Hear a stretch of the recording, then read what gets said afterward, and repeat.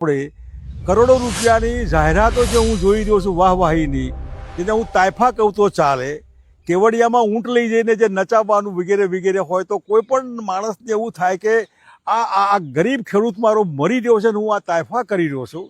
એવી સરકાર ગુજરાતની હોય કે દેશની માનવતાના આધારે આ ખેડૂતને બચાવો. અત્યારે હાલ તમે તમારી બેંકોને કહો કે જે ખેડૂતને માગે ધિરાણ એની મર્યાદામાં જે જમીન હોય એના પ્રમાણમાં એને ધિરાણ આપે, એનું વ્યાજ નહીં લેવાનું, જૂનું ધિરાણ માફ થાય. હું હમણાં કરજા મુક્તિ લઈ રહ્યો છું, એનો કાગળ બી આપને લખવાનું. હું ખેડૂતો માટે બી કાગળ લખવાનું, ખેડૂતોના દેવા બી માફ કરો. ગુજરાતમાં શંકરસિંહ વાઘેલા જે સરકારમાં હતા એને 72,000 કરોડ રૂપિયાના દેશના ખેડૂતોના લેણા માફ કર્યા હતા. આ તો સામાન્ય ગુજરાત છે, વિકસિત ગુજરાત છે. તમે વાહ વાહ કરી રહ્યા છો, જ્યાં જુઓ તો વાહ વાહ વાહ. તો કમસે કમ આ ખેડૂતોની આહ નહીં, એમની વાહ લ્યો. એના બાળકોની આહ નહીં, એમની બી વાહ લ્યો.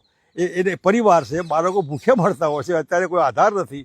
એવા ઠેકાણે એકમાત્ર આધાર સરકાર હોય.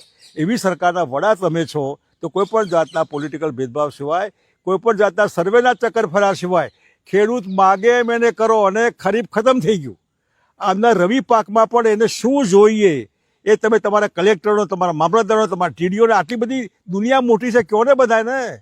શેના માટે એમપી એમએલએ બૂટ મોજા પહેરીને ત્યાં જવું છે ફોટા પડાવવા માટે? આમાં ક્યાં મત લેવાના છે? અને એટલા માટે તમે પૂરી સૂચના આપો, તંત્ર માનવતાના આધારે ખેડૂતની સામે લાગણી રાખીને તાત્કાલિક રીતે જોઈએ એટલું ધિરાણ આપે. જૂનું ધિરાણ જવા દે, માફ કરે. નવા ધિરાણ માટે જે કંઈ યોજના હોય એમાં તાત્કાલિક કરીને આ સર્વે વગેરે વગેરે જ્યારે થયા ત્યારે ખરું, પણ હાલ તો એને હાશ આપો. હું ઈચ્છુક તમે હાશ આપશો અને આ ચક્કરમાં પડ્યા સિવાય ખેડૂતની ઈચ્છા પ્રમાણે, એની માગણી પ્રમાણે ગુજરાત સરકાર રાહતરૂપ થશે એવી તમારી પાસે આશા રાખું છું. જય હિન્દ, જય ગુજરાત.